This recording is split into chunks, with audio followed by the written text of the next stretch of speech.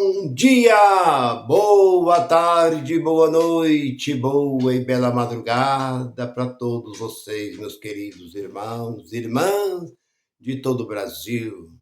Seja bem-vindo a este canal, desse que vos fala, seu irmão em Cristo, Nilson Queiroz.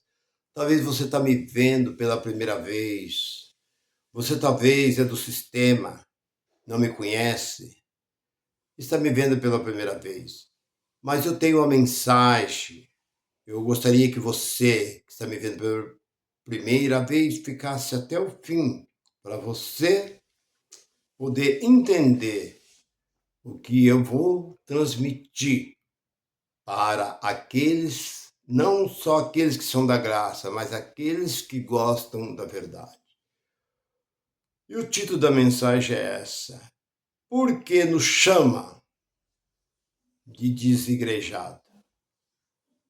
Porque nós não somos nem um pássaro para viver preso dentro de uma gaiola.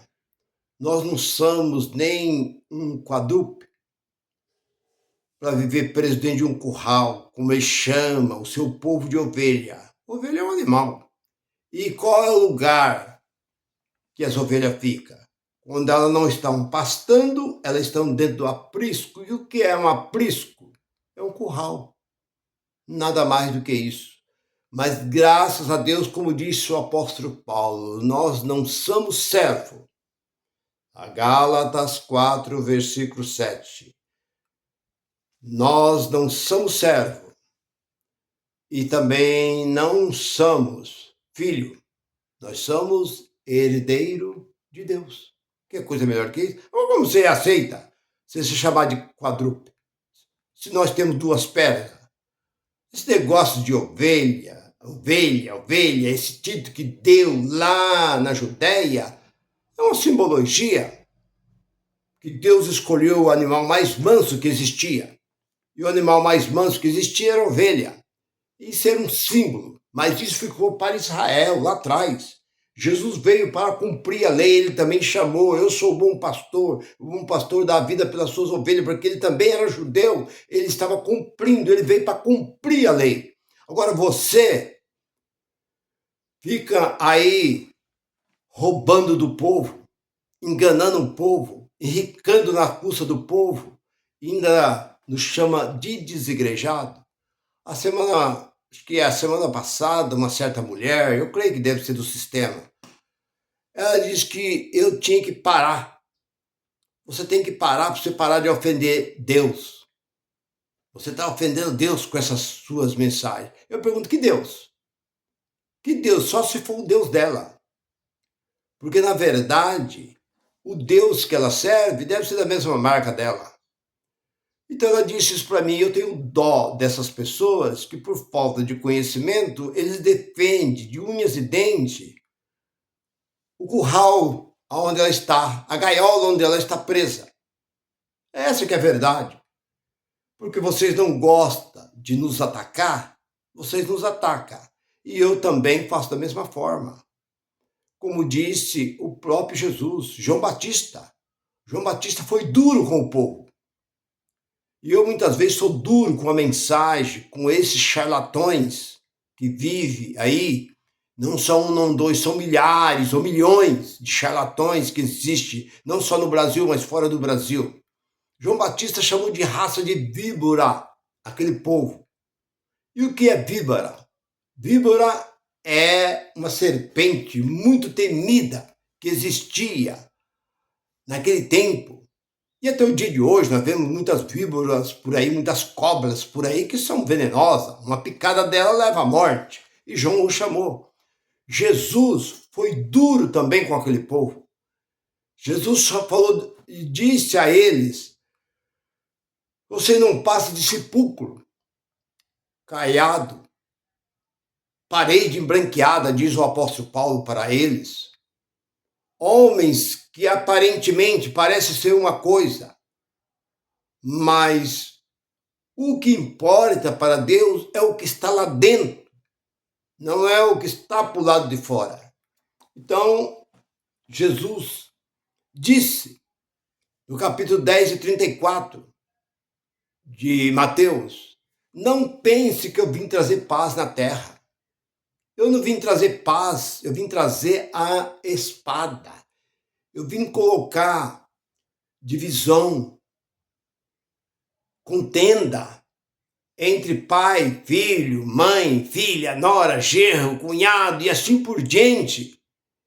Então a graça é a mesma coisa. Jesus veio colocar e colocou essas divisões. Muitos diziam, ele fala a verdade, não, ele mente, ele engana. E é o que acontece com a graça hoje. Existe famílias divididas. Existe família que a mulher não aceita. Eu tenho amigo que a mulher não aceita. A mulher continua, ele ainda tem que levar ela na igreja. Tem que colocar ela dentro do carro, levar lá, ele vem embora, depois quando chega na hora ele vai buscar ela. Ou vice-versa. Eu já vi isso daí acontecer. A mulher aceita, mas o marido não. Aí a mulher tem que assistir a graça escondida, porque o marido é um presbítero, é um diácono, ele não aceita. Eu ouvi, a semana atrasada, uma entrevista de um grande pastor, não vou dizer um grande pastor, não vou dizer, e eu estava ouvindo a entrevista dele.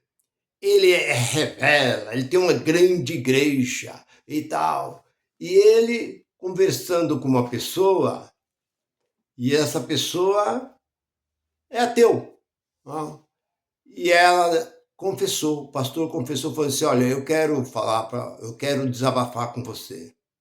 Eu não acredito mais na Bíblia, não acredito mais em Deus, mas eu tenho uma grande igreja, tenho um grande lucro dentro da igreja. Eu não posso me declarar ateu, porque senão a minha família me deixa. Porque a minha mulher, certo dia, eu quis falar sobre esse assunto. Ela falou: você está ficando doido? Aí eu dei risada, brinquei e deixei para lá. Mas eu estou confessando, dizia esse pastor, que eu não creio nada, porque eu já examinei e dentro de mim eu não sinto nada mais dentro desse livro. Mas eles continuam enganando. É o que você vê aí na televisão, esses grandes homens que você chama aí de grande, pregadores que têm milhares de igrejas espalhadas no Brasil e fora do Brasil, são todos ateus. Eles não têm nada com Deus. Porque se eles tivessem alguma coisa com Deus, eles temiam.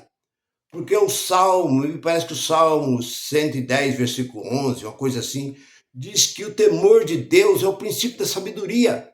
E onde está a sabedoria desse povo? Que não teme. Então eles nos chamam de desigrejado. Nos chamando de desigrejado.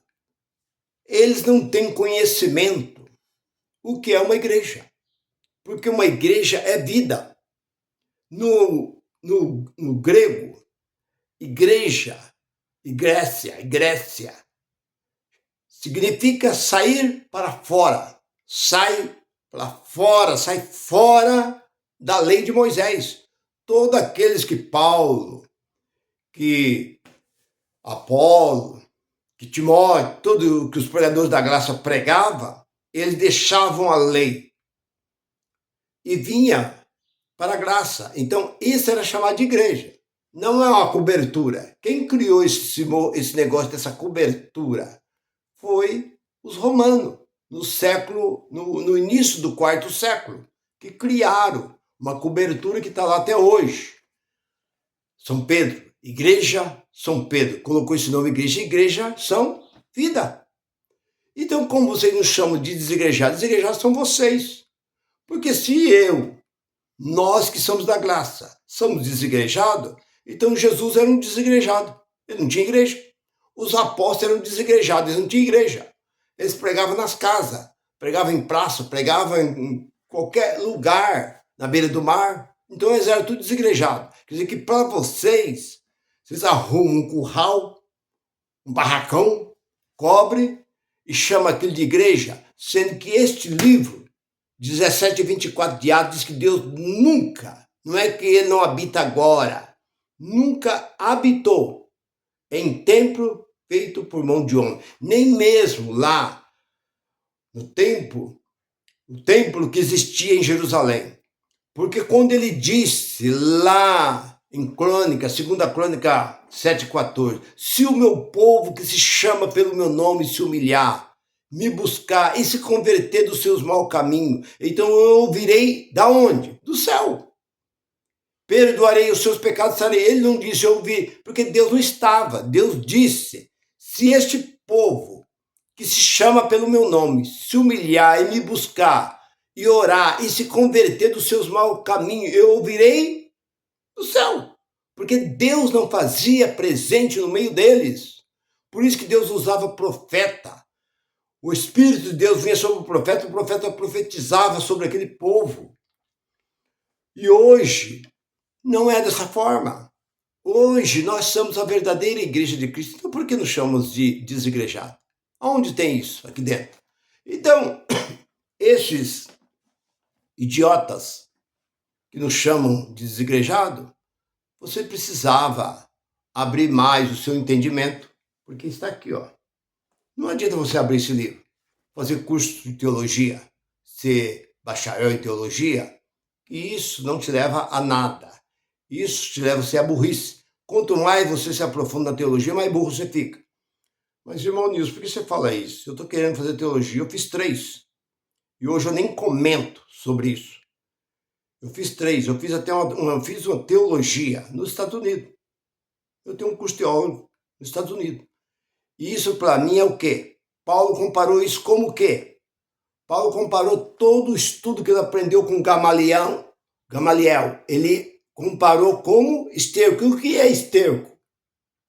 Não preciso nem falar que você sabe o que é esterco. Foi o que Paulo comparou. Paulo, lá no capítulo 1, versículo 2, versículo 12 de Gálatas, eu não recebi e nem aprendi de homem algum. Não pense que Paulo foi atrás de Pedro, de Tiago, de João, dos demais apóstolos para aprender. Ele aprendeu diretamente do Todo-Poderoso. Então, meu irmão, nós da graça, o Espírito de Deus abre o nosso entendimento. E nós sabemos que hoje nós estamos tão certos como 2 mais 2 são 4, que nós não somos desigrejados. Porque 3:16 de 1 Coríntios diz que não sabeis que vós são a igreja de Cristo? E que o Espírito de Deus, ele habita e mora dentro de vocês. Pronto, tá aí. Então, igreja significa vida. Porque Deus não habitou nem mesmo no templo de Salomão, que Salomão construiu. Deus falou, pode construir, Salomão. Davi deixou todo o material, mas Deus não habitou. Deus não habitou nem mesmo no templo. Aliás, não é no templo, no tabernáculo de Moisés, quando ele estava caminhando pelo deserto. Mas Deus não entrou dentro daquele tabernáculo. Deus conversava com Moisés na porta do tabernáculo, entre uma nuvem que cobria a face do rosto de Deus. Então tá aí, meu irmão. Então você, para não chamar de desigrejado, procure se converter. O dia que você converter, o véu será tirado. Esse véu que não deixa você enxergar, você vai morrer dentro dessa mentira, desse engano, dando o seu tudo, dando o seu dinheiro, correndo para baixo e para cima, fazendo tudo isso. E no fim, o que isso vai resultar? Você vai para o túmulo, seu corpo vira terra, você deixa de existir e você vai desaparecer, nada mais do que isso. Assim como um ímpio, vocês chamam de ímpio, aquele que não tem nenhuma religião. O seu corpo se desfaz na terra e vira terra. Assim também é o seu. Você está pensando que o seu corpo é santo, você vai ser transformado e vai subir? O próprio Deus diz lá no capítulo 3, versículo 19, lá de Gênesis, tu és pó, Adão. Tu vieste do pó, para o pó você vai tornar e vai virar pó. Nada mais do que isso. Então, meu irmão, você para chamar uma pessoa de desigrejado, tira o véu primeiro e lava a sua boca para você e desentupa o seu ouvido para você ouvir melhor a verdadeira graça de Cristo. Meu irmão, eu creio que o recado está dado. Eu não estou aqui para alisar ninguém. Eu estou aqui para falar a verdade. porque os apóstolos, os profetas, o próprio Jesus nunca alisou ninguém, nunca passou o pano na cabeça de ninguém. Eles falavam a verdade. Nós estamos aqui para falar a verdade. Curte e compartilhe esta mensagem. Graça e paz para todos vocês. Goodbye, goodbye.